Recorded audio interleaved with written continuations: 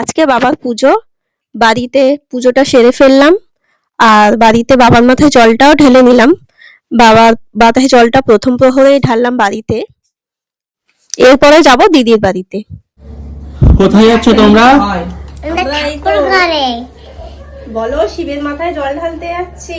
শিবের মাথায় জল ঢালতে যাচ্ছি। এবার আমি আর দিদি রেডি হয়ে নিয়েছি, এবারে যাব মন্দিরে। দ্বিতীয় প্রহরের জলটা মন্দিরেই ঢালবো। মন্দিরে পুজো ইতিমধ্যে স্টার্ট হয়ে গেছে আর মন্দিরে অনেক ভিড়ও হয়েছে।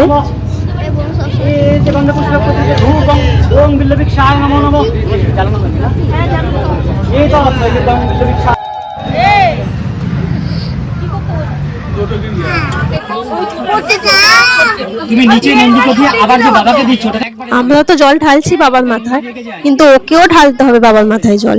ও এখন থেকে বুঝে গেছে শিবরাত্রিতে কিভাবে কি পুজো করতে হয়।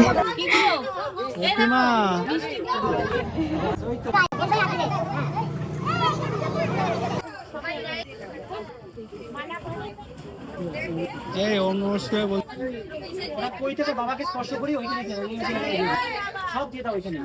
ওম গতি পরমেশ্বর ওম নমঃ শিবায় ওম নমঃ আত্মানং ওম গতি পরমেশ্বর ওম নমঃ শিবায় ওম নমঃ শিবায়। দ্বিতীয় প্রহরে জল ঢালা হয়ে গেছে, এবারে দিদির বাড়িতেই যাব। দিদির বাড়িতে চলে এলাম। এবারে দেখো, আমরা জল ঢেলে এদিকে বসে আছি উপোস করে, আর এরা তো খাওয়া দাওয়া শুরু করে দিয়েছে। ওরা ওদের মতন চকলেট খাচ্ছে, কেউ খাচ্ছে চকোস। কিসের মতো লাগছে? মামিকে ঠাকুরের মতো লাগে, আর তোকে হচ্ছে কাল মতন মতো পেতনির মতো লাগছে।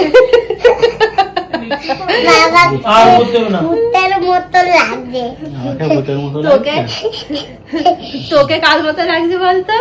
ঋদ্ধিমার মুখে এত ভালো কমপ্লিমেন্ট পেয়ে আমার শিবরাত্রি এইভাবেই কাটলো।